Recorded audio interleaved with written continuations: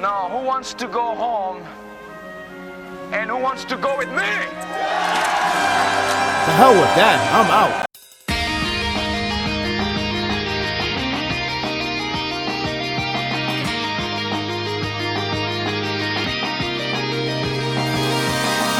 Forget the hype for Quinn vs Zhao. I'm officially on the hype train for Osen vs Rebiko. Not in physical warfare, oh no, but in tactical warfare. Now the new plan is set, the hype couldn't be any higher than it already is. Is calm before storm? No. It's calm before nuclear bomb drop. The last chapter had us immersed for all option display with only one choice to make. It's clearly at that point that Quinn has to make a decision that has no return. That's the moment where the series will enter a ride of amazement. It's sad, but hey, we must be entertained. This chapter has made a choice, with a lot of anticipation waiting to unfold. The entire scene with Osen and his men at the forest is staggering to watch. To begin with, discovering the location of Gao felt so significant, and rightfully so. It's like finding the finish line for a race. You badly want to be there. It's interesting that they finally get the idea that Gao is where everything is fortified greatly, while Recipe is purposely built to be weak. Osen's words ooze out with chills and fearsomely delighted. The way how he says is perfect. You kind of get this shivering feeling just from those simple words. Osen is one character that hasn't yet shown his physical combat, but I have no doubt that it is just as impressive as his strategic. If not, it could be even worse. Imagine that. It's as if the enemy has to really break him before he can lift a finger for a battle. With that said, when Zhao men show up, he didn't even bother to fight. Beforehand, he was setting up a floor room to use the map to prepare a strategy. So you would think he will have to fight, right? No. Instead, he remains seated and has his men to handle them as he thinks. This guy is a badass. He made sitting down look so amazing. Just by his words, you can feel chills. I don't even know if he trusts his men that much or he expects them to handle easily without a problem. Osen is rightfully the supreme commander. After that moment, we finally got the decision on their next action plan. If you know the history, it is said that they went all the way in. At least that's what I heard. Even so, the declaration of having everyone move out of Recipe and go all in to Gao is incredibly inhuman of Osen.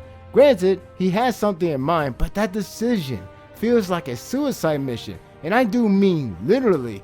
I think what topped it all off is not the fact he sat down as he thinks right at the field or announces the next move. Is his declaration of the new battle. Forget the battle between Quinn and Zhao, it's the battle of wits between Osen and Rebiko. Perhaps it's just me, but it's frightening that no one questioned his motive or even says anything at all. You can question his ego all you want, but his appearance alone is enough to trouble you to breathe. The visual greatly favors Osen for his expressions.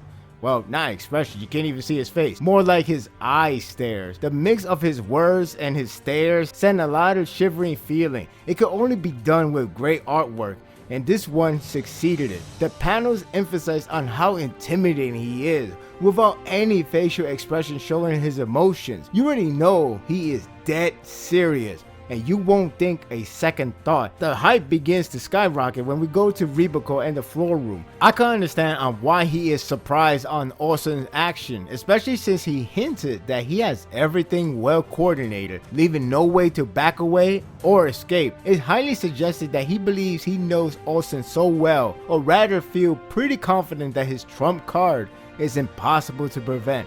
Well, we'll see. That said, I really like this a lot. Osen clearly has something in mind. It's only a matter of how far he thought this through.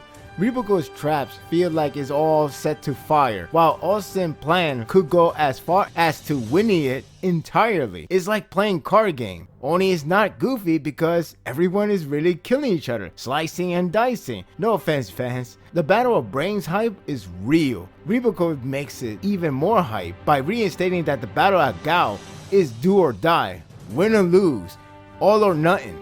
The small brief history of Zhao makes it so meaningful. Just by reading this alone, I got goosebumps. I'm thinking of how much stakes is in this war. I want blood, guts, glory. Okay, I gotta maintain my hype.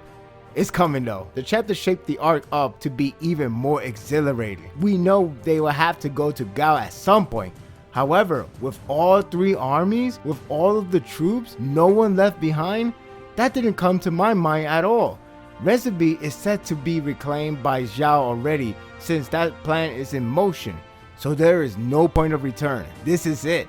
This is where history is about to be made, and the victor will be the one to write it down. I'm giving this chapter an 8. I know this chapter was technically short, probably because all those panels are used for really good visuals, especially emphasizing on how terrifying Orson is, and I don't mind that at all, because that part alone is redeeming. What it brought us is so much hype for this battle. There is no other stoppage, maybe when it goes to sleep in the nighttime, whatever, but the idea they go into the main event, and I just can't wait for the next chapter. What are your thoughts of this chapter? Who's going to be the winner between Riboku and Orson? I really think Orson may have one ace up his sleeve. We just don't know yet. That's why we just only see him sitting down. We don't know if he has everything in mind. It's all a matter of how far he thought this through. And I like that. I like that anticipation to see where the mind game starts out. It's going to be intense arc. And this could be the arc that could actually level to correlation arc. And that's not easy to do. And that will do it for today's review. I hope you enjoyed this one. If you like this and want more of this, subscribe to my channel, and my world will be yours to stay. Until next time, take care.